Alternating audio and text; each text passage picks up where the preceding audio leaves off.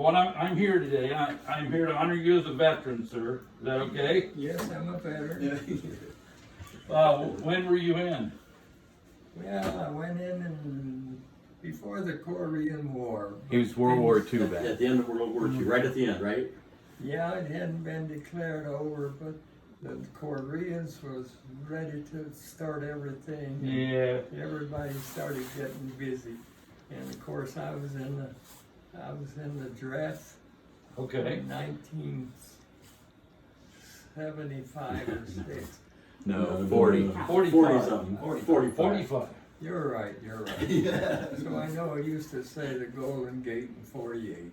There you Okay. go. Yeah, so anyhow, they put us in there as a buffer because they know the Korean, you know. Mm-hmm. But anyhow, we were trained, and they never attacked us. Well, they scared us a few times.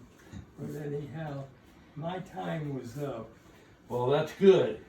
But we were there while everything was just fierce, you know. Building up, huh? They were building up, and we were the buffer state, you know. I mean, the buffer division, you know. So were you in Korea? You're kind of like on a demilitarized zone right Yeah, there? I spent 18 in Korea, right Wow. there. Yeah, that's my hat. John, just so you know, And, as of Saturday night, he could rattle off his rifle number yet. Really? Awesome. Well, yeah, how about 15, 22, 33? Wow. Well, I can still remember my serial number. Well, you know, I think I might have not able to do mine. Mine was B435103. Yeah, Awesome. That's awesome. But we had enough numbers. And I haven't been out quite as long as you, but it's been over 50 years. Yeah, so I did my part, and I took I could have gone home after the examination, but they canceled our draft at home, and they told me about it. And they wanted to know if I want to continue. Well, I wanted my GI Bill to get an education. Yeah. So they said, anybody want to be sworn in today? Raise your hand. So I raised my hand. And I was in. So we're about 6,000 now. Yeah. Wow. So what did you do? What, over there? What was your job? My job over there, we were all infantrymen training. Okay. Yeah, and a lot of KPs too. Yeah. What was your job supposed to be? Well, my job's supposed to be, you know, out there with the infantry training, and that's Okay. what we did. Guard duty. Because a lot of times what you're trained to do and what you actually do are totally two different things. You tracked the different guard positions too, didn't you? Oh, yeah. You yeah. went around. Well, yeah, with things threatening all the I time. mean, that was one of your jobs, Our wasn't it? camp was about 8 miles out from town out there, the headquarters, and we got a lot of scares. They pull us out at night, but they're ready to go downtown and chase out a bunch of ruffians. Just to shake us up, you know. But anyhow, I got through it all, and I came home in 48, and I got my education. Took my education for my service. Good. Finished at St. Joe College, Rensselaer in 52, and got married in 54. And got teaching. Finally, they gave me a job at Little Carthagena. Okay. Really? Yeah. Yeah. Well, our professor that's supposed to, you Yes. know, get you a job, you know, before you leave, you know, you got, and Father was here on duty or something, and he came back and said, Bill, you haven't got a job yet? So I said, yeah, Father, you haven't done much. Yeah. Here I was, anyhow, he said, why don't you get your feet wet and go to Carthage? And I said, Father, to be honest, I don't know where it is. Most people wouldn't. And the you father know, packs, you know wasn't where it? the little school was. Yeah. Yeah. I spent 2 years there, you know, and then the school sort of went under St. Henry, and I sort of pulled out and went to St. Anthony the Alpha. Good little job over there, you know. About 6 or 7 years. St. Anthony went under jurisdiction of Cold War Board, so they wanted me to come in and go get back in my teaching in my 7th and 8th grade junior high and English and literature and social studies. So there, that's the story there. And then, am I boring you people? You're not boring us. It's interesting. Really?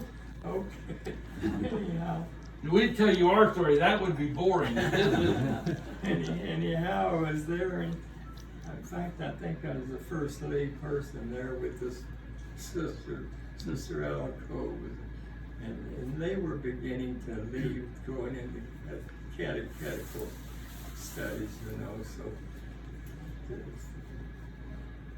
they put me in the 7th and 8th grade, and then after they were leaving, and things were a little different. They were bringing in a lot of new young teachers with very little education.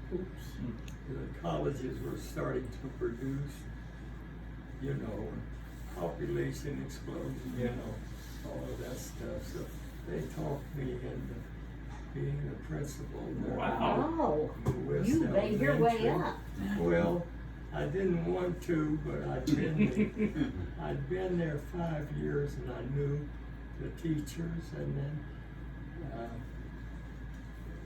there were some real good teachers that could help me. And of course, you know, being a Christian. John, you want to sit down? Well, don't you want to I be a leave. good Christian? That's fine. If you need a chair, just say so. So finally, I said, I'm going to help you, but do the best I can. So it worked good for about 5 years there, but then Northville, they had their educational system, their principals, the teacher, Mrs. Edwards, and all the teachers that I knew. So here they come again, you know. And they said, the kids, we want to unite those kids. They got to come together as students, and you know some teachers and all this. Why don't you help me out again? So I did. Yeah, and that's when everything hit the fire in education. The old comment with the students are, you can't do that to us, you know. And you know. Late 60s, early And 70s. I'm gonna have Dad sue you. No, yeah. Oh, my. I mean, well, it was just the attitude in colleges. And it's gotten worse. Yeah. It Yes, got it's worse, worse and now. it got worse. Wow. And I think you know what I'm about to say. It got so rough, and the kids, well, I was able to work them in pretty good, but there was, with this upheaval, they didn't work together that good. But then the union stepped in there and said, strike. Mm. And I would say, I had a lot of teachers in there right out of Wright State being teachers with only about 6 credit hours, and they were getting a while to fire too. And so I just gave up on teaching.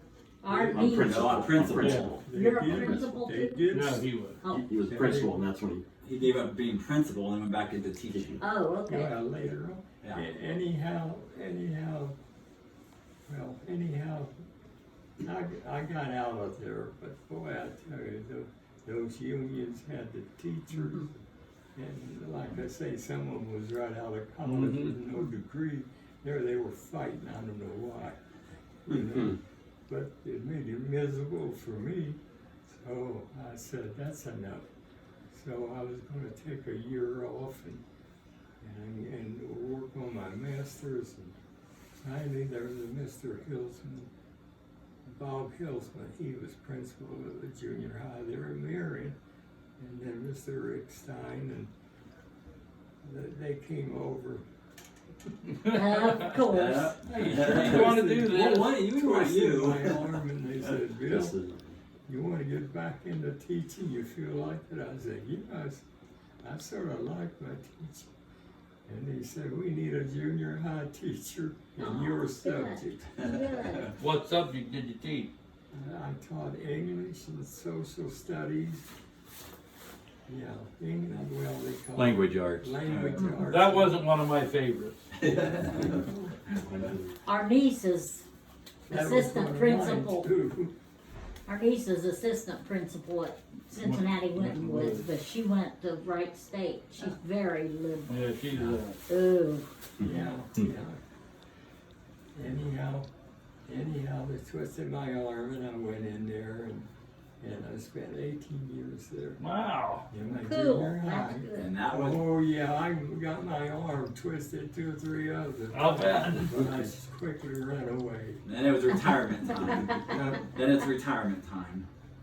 After 18 years, you're ready to retire. Yeah, You must I've have been good, or they retired- wouldn't have kept you that long. Been Yeah. retired 33 years. Wow. Taught 38. Taught 38 years. So what do you guys all do? I'm retired.